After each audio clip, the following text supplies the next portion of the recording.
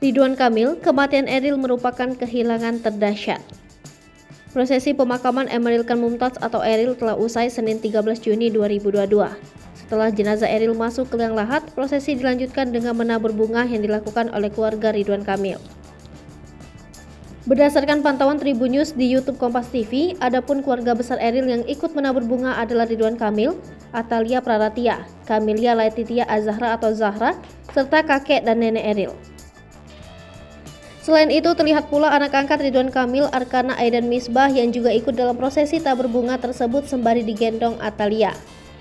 Setelah menabur bunga, Ridwan Kamil, Atalia, dan Zahra tampak memanjatkan doa untuk Eril.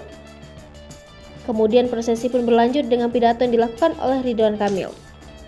Pidato Ridwan Kamil diawali dengan mewakili Eril untuk meminta maaf kepada masyarakat yang pernah memperoleh tindakan yang kurang berkenan. Selain itu, jika ada masyarakat atau rekan terdekat Eril masih memiliki urusan dunia, Ridwan Kamil ingin agar yang bersangkutan menghubungi pihaknya. Lebih lanjut, menurut Ridwan Kamil, kehilangan Eril tanpa ada kepastian selama 2 pekan merupakan waktu yang sangat panjang.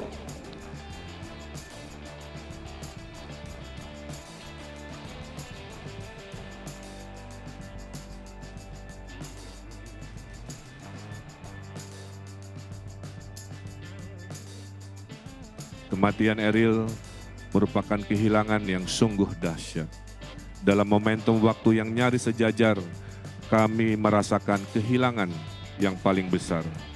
Tapi seketika itu juga kami merasa dilimpahi kasih yang akbar.